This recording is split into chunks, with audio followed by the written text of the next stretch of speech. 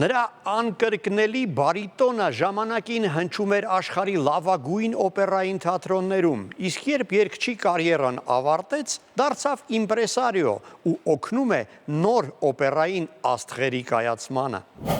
Ռենե Մասիս, օպերային երգիչ, արտիստական գործակալ, Աժենս Մասիս օպերա գործակալության հիմնադիր ու ղեկավար։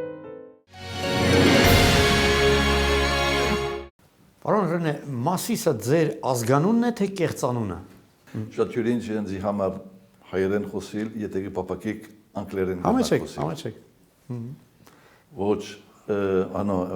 no, actually, Ռենե Մասիս Իսկական ազգանունս Դեյրմենջան է, իսկ Մասիսը ինձ տրված կնքանունն է։ Դեյրմենջան։ Այո, երաժշտական կարիերայիս համար որոշեցի կեղծանուն օգտագործել, որպես կեղծանուն ընտրեցի կնքանունս։ Դեյրմենջան դժվար էր հնչում, աֆիշների վրա ընթերցելը դժվար կլիներ։ Այո, իսկապես, այդքան էլ հեշտ չէր ընկալվի։ Բայց ինչն է կարևոր, դուք օգտվեցիք հնարավորությունից այնուամենայնիվ պահպանելու ձեր հայկական արմատը, անունով, որ դա երևա։ I think I have understood. Իհարկե, իսկապես ցանկանում էի դրանով ընդգծել իմ հայ լինելը։ Կեղծանուն վերցնելը ամենևին էլ նպատակ չի հետապնդել թաքցնել արմատներս։ Կեղծանունս էլ է վկայում իմ ծագման մասին, որս եմ պարտական դրանով, որ ինձ հիմա որպես Ռենե Մասիս են ճանաչում։ Իսկ Դերմենջյանները որտեղացի էին, երբ են եկել Ֆրանսիա եւ որտեղից։ My father's family. Գիտեմ, որ հայրիկիս ընտանիքը, պապիկս, տատիկս, նրանց 3 զավակներ եւ մի դուստրը բնակվում էին Կոնստանտինոպոլսից ոչ հեռու գտնվող մի փոքր քաղաքում։ Պապիկս ուսուցիչ էր ու միաժամանակ նաեւ տեղի հայկական եկեղեցու սարկաֆագն էր։ Ցեղասպանության ժամանակ ընտանիքը ստիպված էր թողնել իր տունը եւ հեռանալ։ Մի ամիս տևած ծանր ճանապարհորդության ընթացքում իրենք անցան ամբողջ Թուրքիայի տարածքով, հասնելով Դերզոր անապատ եւ այնուհետեւ Հալեբ։ Հայրս այդ ժամանակ ընդամենը 5 տարեկան էր։ Զարմանալի է, ոնց է ախտարել այդ տանջալից ճանապարհը։ Ով կմտածեր, որ նա կենթանի կմնա։ Իսկ Ֆրանսիա տեղափոխվելուց հետո ինչով էին զբաղվում։ So my father was Հայրս դարձավ ֆրանսիական միսիոներական դպրոցիսան եւ այստեղ ֆրանսերեն սովորեց, ինչը նրան շատ օգնեց ապագայում։ Երբ 15 տարեկան էր, որոշեց տեղափոխվել Ֆրանսիա եւ այդ ժամանակվա շատ հայ փախստականների պես մեկնեց Մարսել։ Այնտեղ նա փորձում էր իր ապրուստի համար փող վաստակել, այստեղ-այնտեղ աշխատելով։ Իսկ ծնողները ձեր երաժշտական մարդիկ են եղել, ինչ որ երաժշտական ավանդույթներ ընտանիքում եղել էին։ Well,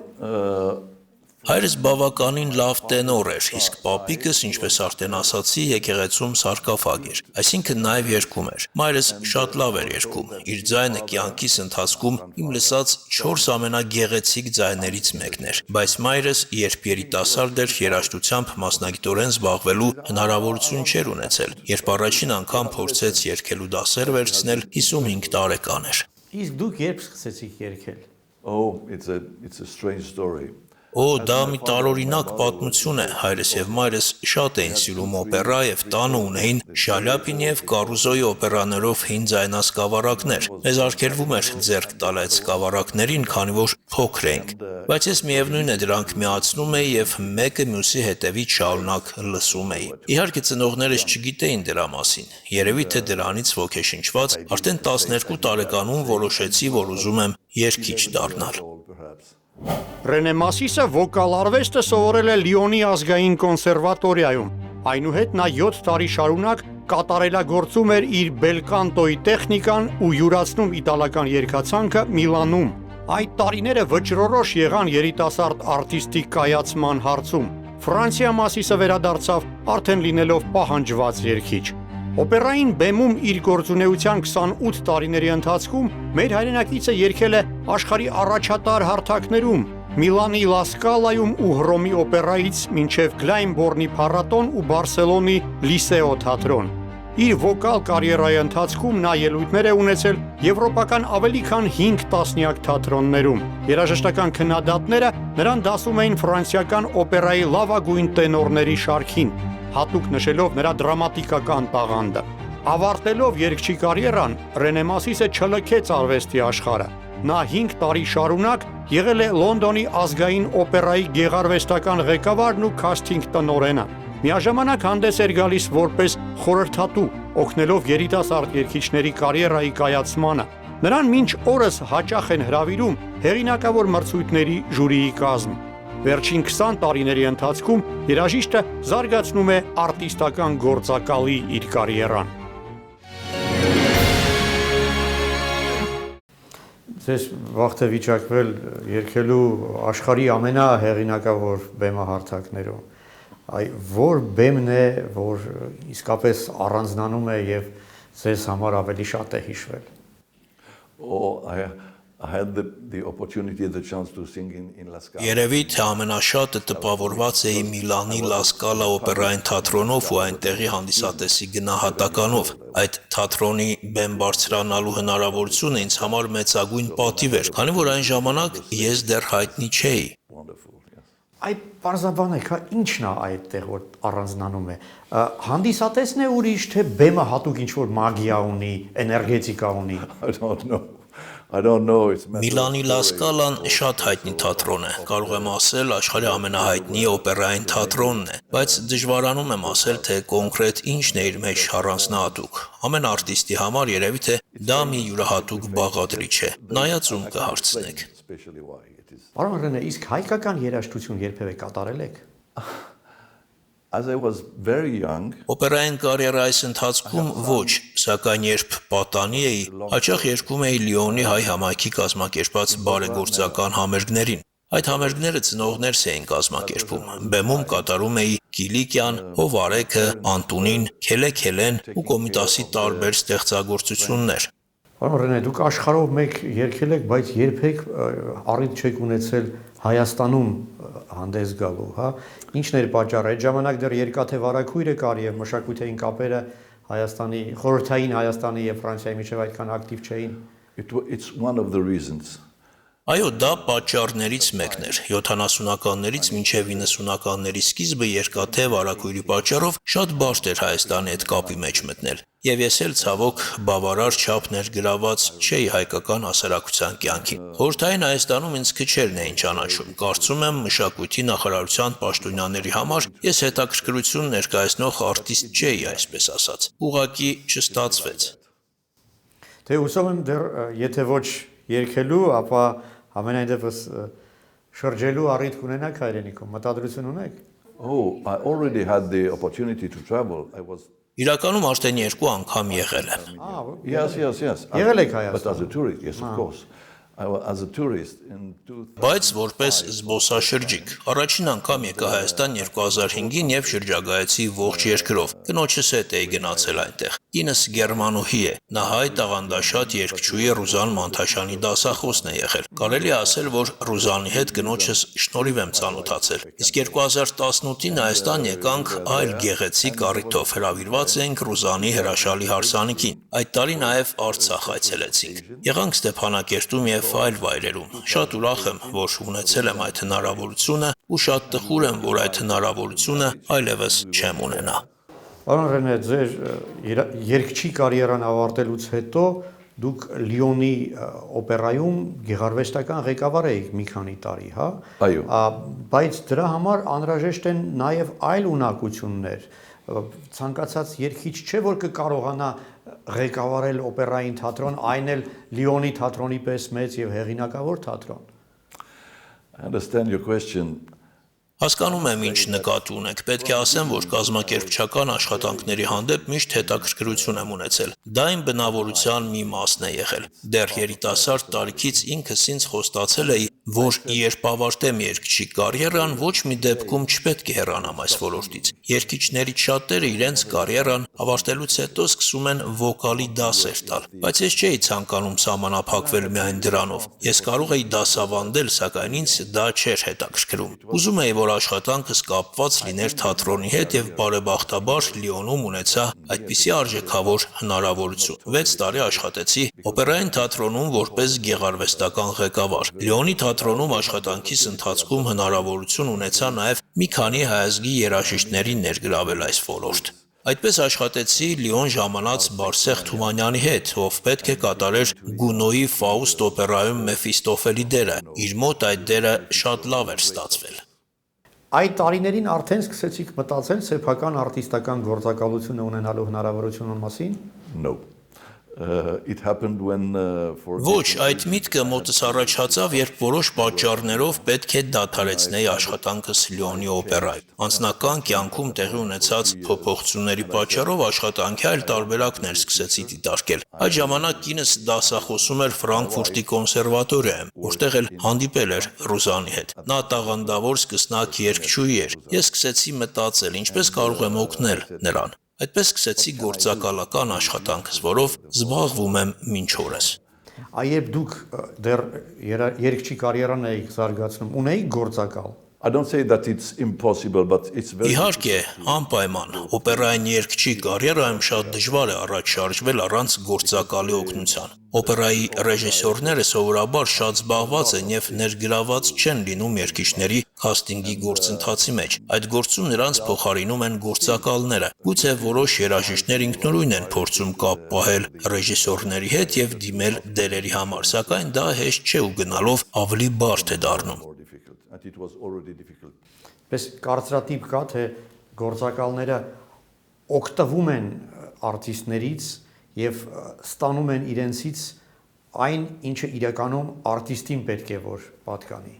I don't think it Չեմ կարծում, որ դա տարածված երևույթ է օպերայի ասպարեզում։ Գուցե այդպիսի դեպքեր հաճախ են կատարվում փոփ ոճի երաժիշտները հետ իրենց գործակալները ավելի հաճախ են շահագործում։ Or football. don't speak about that. Ֆուտբոլի մասին ընդհանրապես խոսք չկա, դա լրիվ ուրիշ աշխարհ է։ Օպերայի ոլորտում գործակալները եւ երաժիշտները ունեն դերերի հստակ բաշխում։ Պայմանագրով հստակ կանոնակարգվում է նաեւ եկամուտների բաժանման խնդիրը։ Գործակալները չեն մտածում արտիստներին հասնող փողերից օգտվելու մասին, քանի որ նրանք իրենց առանձին միջնորդավճարն են ստանում։ Անախորժություններ երբեք չեն լինում։ Իսկ եթե գործակալը նախկին երգիչ է, դա առավելություն է իր համար։ How can I say Իրականում շատ լավ հարց է։ Իմ դեպքում երևի թե առավելությունն այն է, որ որպես նախկին երգիչ ծանոթ եմ արտիստների խնդիրներին, գիտեմ նրանց ռեպերտուարները ու նաև ունեմ մասնագիտական գիտելիքներ, որոնց շնորհիվ կարող եմ պատկերացում կազմել պատվիրատուների հմտությունների մասին։ Կարող եմ նրանց ուղղորդել նաև մասնագիտական նուրբ հարցերի մեջ, քանի որ ինքս եմ դրանց միջով անցել։ Ի տարբերություն այլ գործակալների, իմ աշխատանքային գործիքը ոչ թե մարքեթինգն է, այլ մասնագիտական տեսողությունը։ Հենց դրա համար եմ ընտրել այս աշխատանքը եւ երևի թե հենց դա է ինձ առանձնացնում այս ոլորտում ուրիշներից։ Շատ երգիչներ են ինձ դիմում իրենց գործակալը դառնալու խնդրանքով, բայց ես աշխատում եմ ընդամենը 20 արտիստների հետ։ Այդ ժամանակիցը ինքս ինձ համար գծել եմ ու այն չեմ անցնելու։ Այո, փողը ավելի շատ կլինի, բայց հավատացեք, ես փողի համար չեմ աշխատում։ Ես պետք է կարողանամ զգալ կապը իմ արտիստներից յուրաքանչյուրի հետ։ Դա ինձ համար կարևոր է։ Կարծում եմ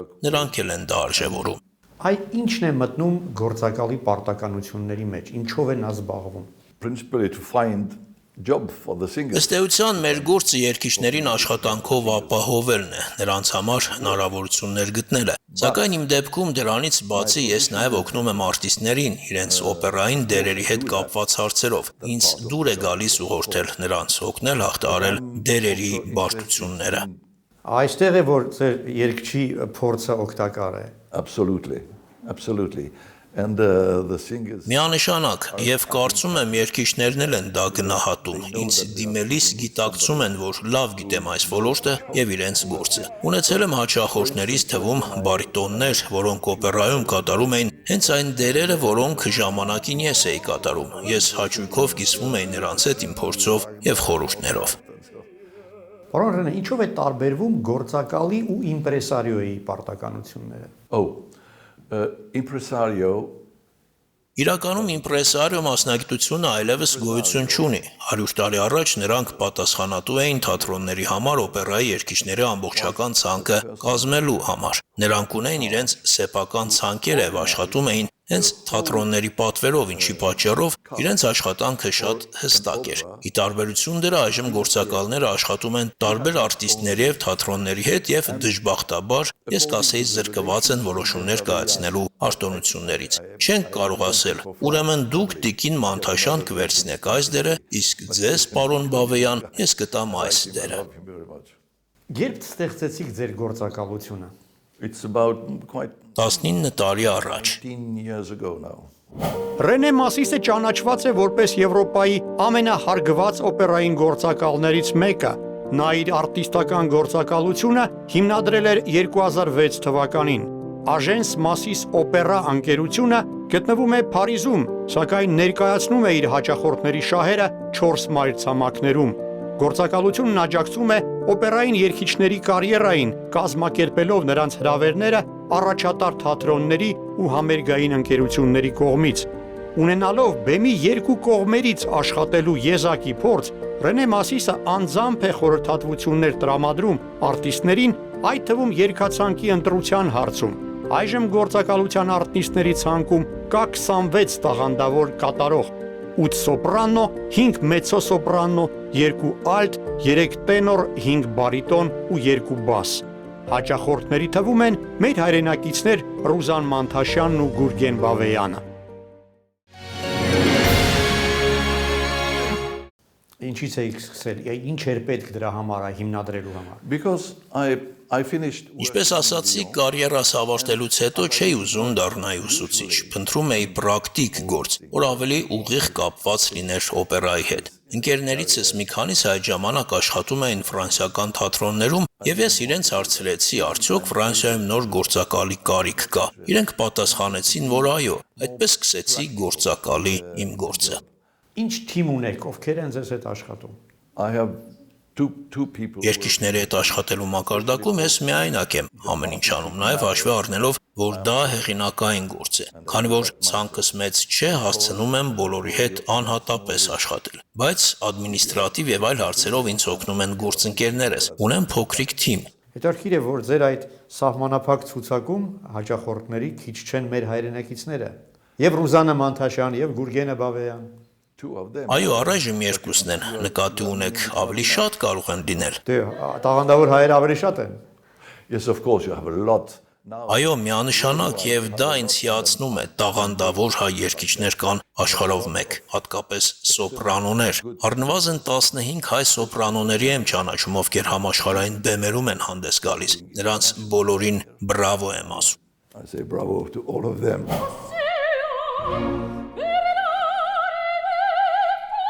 Տասնյակ տաղանդավոր հայ արտիստներ մեծ հաջողությունների են հասել եվրոպական օպերային բեմերում, եւ նրանցից մի քանիսը դրա համար պարտական են Ռենե Մասիսի աջակցությանն ու խորհուրդներին։ Ռուզան Մանթաշյանը դարձավ առաջին հայուհին, ով պայմանագիր կնքեց Agence Massis օպերա գործակալության հետ։ Երևանում ծնված տաղանդավոր երգչուհին կատարելագործել է վոկալի իր վարպետությունը Իտալիայում ու Գերմանիայում, սակայն հենց Ռենե Մասիսի հետ ծանոթությունը նրան թույլ տվեց դուրս գալ Փարիզի, Վիեննայի, Համբուրգի, Տոկիոյի ու Սեուլի ազգային օպերաների հեղինակավոր բեմեր։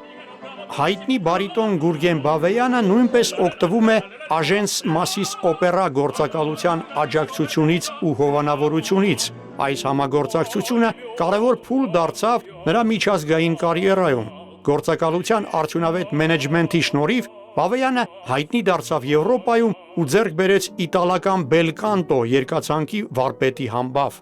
Ժամանակին Ռենե Մասիսը գործակալական ծառայություններ է մատուցել նաև հայտնի հայ տենոր Լիպարիտ Ավետիսյանին։ Agence Massis օպերան համակարգել է նրա պայմանագրերը ֆրանսիական օպերային թատրոնների հետ։ Այժմ Լոնդոնում ստեղծագործող սոպրանո Անուշ Հովանեսյանը նույնպես պայմանագրեր է ունեցել Ռենե Մասիսի հետ։ Նրանց համագործակցության արդյունքը դարձավ երգչուհու մասնակցությունը եվրոպական մի շարք խոշոր օպերային նախագծերին։ Այսպիսով գործակալությունը հանդիսանում է հիմնական կապող օղակը հայկական վոկալ դպրոցի ու եվրոպական խոշորագույն օպերային թատրոնների միջև։ Այդ ֆենոմենն էլ ինձ բացատրեք, հա, ինչու հանկարծ 2000-ական թվականներին տեղի ունեցավ այսպեսի մի իրադարձություն, երբ հայ օպերային մասնավորապես երգչուհիները կանայք, հա, ունեցան այդպիսի մեծ հաջողություն Եվրոպայում, աշխարհով մեկ։ because of the Ինչ-որ չափով դա կատարվեց սահմանների բացվելու եւ երկրից դուրս գալու հնարավորությունների շնորհիվ։ Իհարկե այդպիսի փոփոխություններ չեն կատարվում միանգամից։ Ժամանակ է պետք, որպեսզի մասնագետները զարգանան եւ աճեն, բայց ընդհանուր առմամբ կարող եմ ասել, որ դրսում կրթություն ստանալը շատ է օգնում։ Բայց գիտեք ինչն է հետաքրքիր, կանանց մոտ է ստացվում, տղամարդիկ այդքան շատ չեն հաջողված։ it's not an Armenian problem. Այո, իսկապես այդպես է։ Վստահ չեմ, որն է պատճառը, բայց կարող եմ ասել, որ դա համընդհանուր խնդիր է։ Կանայք երիտասարդ աղջիկները ընդհանուր առմամբ ավելի շատ են ձգտում օպերայում երգել։ Սակայն օպերային ռեպերտուարների մեջ տղամարդկանց համար գրված դերերը շատ ավելի շատ են։ Այսպիսի պարադոքս ունենք այս ոլորտում։ Պարոն Ռենե, իսկ երբ դուք աշխատում եք ազգությամբ հայ երաժշտի հետ, դա ձեզ համար ինչ-որ հավելյալ մոտիվացիա է տալիս դա ձեզ։ The first interest is professional, of course. Իրենց հետ աշխատելու առաջնային մոտիվացիաս մասնագիտական է։ Շատ հստակ դիրքորոշում ունեմ այդ հարցի հետ կապված։ Սակայն դրանից դուրս պետք է ասեմ, որ ինձ հաճելի եւ հետաքրքիր է իրենց հետ շփվելը։ Որպես հայեր մենք իրար ավելի լավ ենք հասկանում եւ մեր հարաբերությունները մասնագիտականից բացի նաեւ զգացմունքային են եւ անմիջական։ Ինձ հաճելի է, որ Ռուզանի եւ Գուրգենի հետ խոսելիս կարող եմ հայերեն բառեր օգտագործել, կատակներ անել եւ Հայաստանի հետ կապված թեմաներ բարձրացնել։ Գուրգենի շնորհիվ քիչ թե շատ տեղյակ եմ Հայաստանի օպերային կյանքի վերջին զարգացումների մասին։ Նա միշտ կիսվում է նորություններով։ Դա ինձ ոգևորում է։ Պարոն Ռենե, հայերը Ֆրանսիայում երաժշտական մարդկանց համբավում են, կամ ընդհանրապես արվեստի մարդկանց համբավ ունեն։ I wouldn't say that you have a Այո, կարելի է ասել, որ ընդհանուր առմամբ Ֆրանսիայում հայերը ընկալվում են որպես տաղանդավոր ազգ։ Այստեղ իսկապես շատ ունենք հայ երգիչներ, արտիստներ, գրողներ, նկարիչներ։ Հայերը վստահաբար ունեն իրենց ուրույն եւ կարևոր տեղը Ֆրանսիայի մշակույթի ասպարեզում։ Եթե այդպես է, ուրեմն դրանում վաստակ ունեք նաև դուք։ Շնորհակալ եմ ձեզ դրա համար։ Yes, շնորհակալ եմ։ Merci beaucoup. Պարոն Ռենե, ավանդական հուշանվերս այս անամոր կոչվող գինին Մանուկյան կոնյակի ու գինու գործարանը հատուկ արտադրել է 100 օրինակով հատուկ մեր այս հաղորդաշարի հերոսների համար։ Մի լավ առիթով համտեսեք եւ այս գինու հետ շատ կսազի Չեխիայում մեր հայրենակցի կողմից արտադրվող Մարլենկա քաղցրավենիքը։ Շատ շնորհակալ եմ։ Շատ շնորհակալ եմ։